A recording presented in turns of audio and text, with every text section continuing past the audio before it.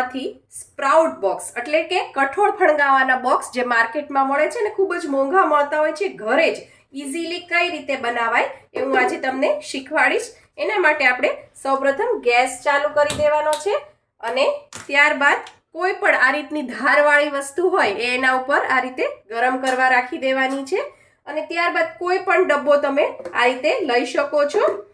અને એક વાતનું ધ્યાન રાખવાનું કે જે પણ ડબ્બો તમે સિલેક્ટ કરો એ આ રીતે થોડો પોળો હોવો જોઈએ, જેથી કઠોળ છે એ બધા આની અંદર સરસ છે એ સ્પ્રેડ થાય, તો એ સરસ છે એમાં ફણગા ફૂટશે.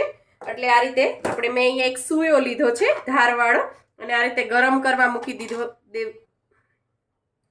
મેં એક સૂયો લીધો છે ધારવાળો, એને આ રીતે ગરમ કરવા મૂકી દીધો છે અને એ થોડો ગરમ થઈ જાય ત્યારબાદ આ રીતનું જે ઢાંકણું હોય, કોઈ પણ બોક્સ તમે લીધું હોય એનું જે ઢાંકણું હોય એ લેવાનું છે અને હવે આપણે આને છે એ આનાથી પકડશું, નહીંતર એ બહુ ગરમ થઈ ગયો હોય અને ગેસ બંધ કરી દેશું.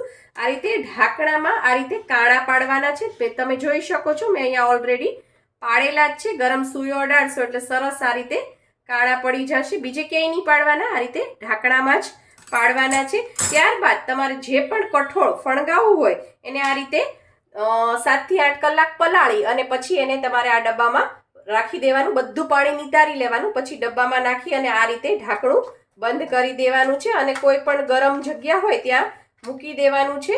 આ રીતે કઠોળ છે ખૂબ સરસ એમાં ફણગા ફૂટી જશે. આપણે જે પોટલીમાં રાખતા હોય છે એમાં ઘણીવાર કડક થઈ જતા હોય છે, ગંધાઈ જતા હોય છે, વાસ મારી જતા હોય છે અને ફૂગી પણ ચડી જાતી હોય છે. પણ આ રીતે સ્પ્રાઉટ બોક્સમાં તમે આ રીતે બોક્સ બનાવીને કરશો તો ખૂબ જ સરસ. જો હું આ રીતે ફણગાવું છું અને બધા કઠોળ છે કેવા સરસ ફણગા એની અંદર ફૂટી ગયા છે અને મોઇસ્ચર પણ સરસ છે એની અંદર અને હવા પણ આરપાર જાતી રહેશે.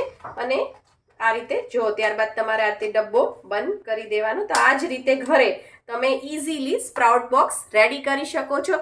આ કઠોળને તમારે 2-3 દિવસ યુઝ કરવા હોય તો આ ડબ્બાને મૂકી દેવાનો છે તમારે ફ્રીઝમાં.